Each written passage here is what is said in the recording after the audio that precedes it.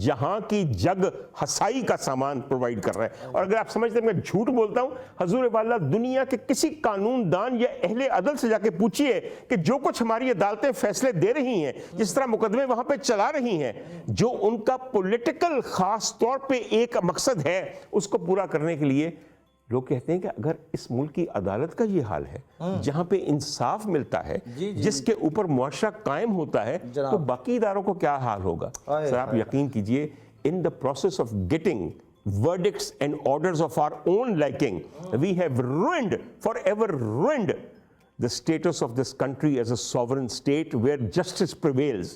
سر آپ ریسنٹلی آپ نے 3-4 فیصلے کروائے ہیں جناب. میں حیران ہوں کہ سر سب سے زیادہ جو اس میں ذلیل ہوئے ہیں, سب سے زیادہ, اور یہ میں کہنا چاہتا ہوں سر, میں ایک ڈاکٹر ہوں نا, میں ایک برادری کو بلانگ کرتا ہوں, ڈاکٹروں کو ذلیل کرنا بڑا آسان ہے جی.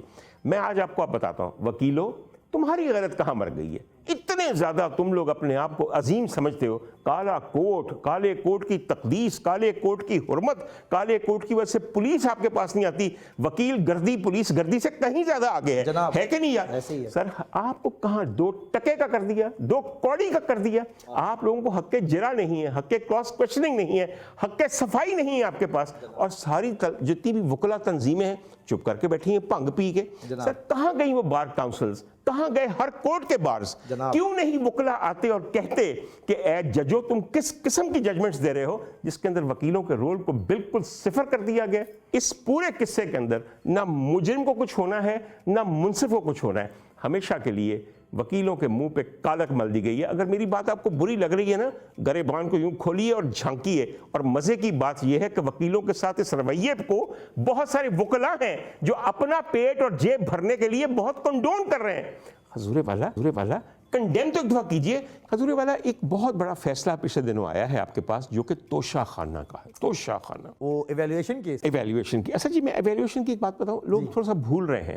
یہ جو فیصلہ آیا ہے یہ دراصل گھڑی پہ نہیں آیا. جی یہ گھڑی پہ نہیں آیا, یہ ایک ہار پہ آیا ہے. وہ 3 ارب کا ہار. سب جو 3 ارب کا ہار, جو کہ بیگم صاحبہ نے. سر جی بہت سارے پہلو ہو سکتے ہیں. میں اس میں چھوٹی سی بات بتاؤں, کیونکہ میرے پاس بھی جیمالوجی کے اندر 2 ڈگریز ہیں. جیمالوجی ہوتا ہے دا سائنس آف جیم سٹونز, اور چونکہ میں خود بھی ایک جیولری ڈیزائنر ہوں تو مجھے تھوڑا سا اندازہ ہے.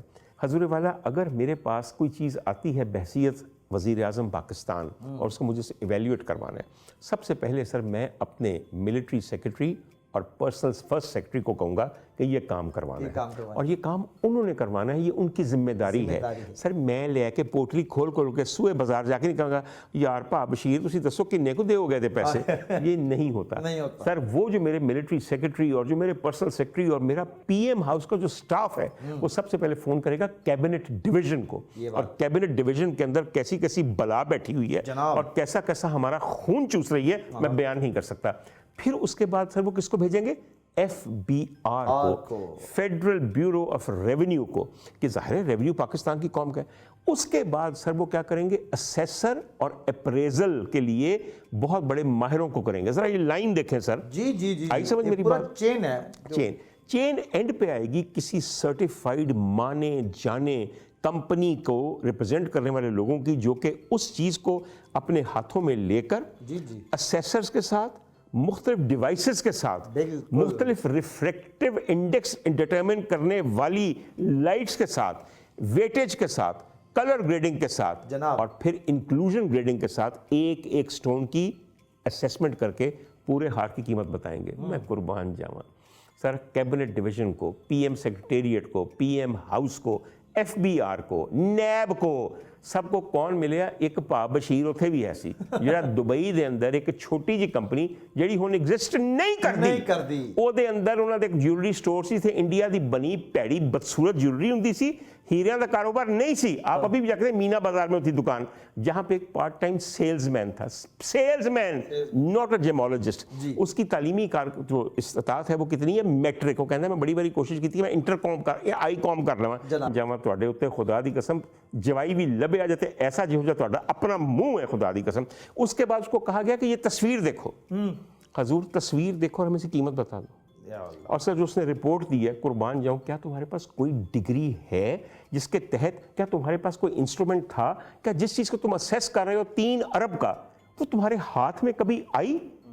کیا تم نے کبھی اس کو سبجیکٹ کیا ٹو اینی नॉन टेस्ट जो कि किए जाते हैं अप्रेजल से पहले, जी। कतई नहीं। नो, और सबसे मजे की बात यह है वो भी जैसे बिलावल भुट्टो का मानने वाला है। जी जी जी जी सर बिल्कुल, ऐसे ही बिलावल है। भुट्टो साहब भी माशाल्लाह आंडे किलो के हिसाब ਨਾਲ ਵੇਚਦੇ ਨਾ ਤੇ ਉਹਨੇ ਵੀ ਡਾਇਮੰਡ ਜਿਹੜਾ ਨਾ ਜੀ ਉਹ ਗ੍ਰਾਮ ਦੇ ਹਿਸਾਬ ਨਾਲ ਵੇਚਿਆ, कैरेट के हिसाब ਨਾਲ नहीं नहीं ਵੇਚਿਆ। बेचा। सर जी कुर्बान जावा बिलावल, तुम्हारे बहुत सारे मानने वाले हैं जो दुबई में भी मौजूद हैं, दुबई में क्यों ना होंगे, तो काफ़ी देर दुबई रहे और की। अच्छा सर, उसकी बात में नजर करनी है, फिर मैं एक आपको बात मैं बताऊँ। एक सवाल आपसे पूछना चाह रहा हूँ, सर चलें? एक बात क्या मैं कहूँ, जिन्होंने इस किस्म की रिपोर्ट के ऊपर ये रकम मान ली, जी। और एक बात आपको बताऊं सर, ये हार फरमा रवाए सऊदी अरब के एक वली अहद ने एक मुस्लिम मुल्क के वजीर आजम की तीसरी बीवी को तोहफतन दिया जब वो वहां पे आए।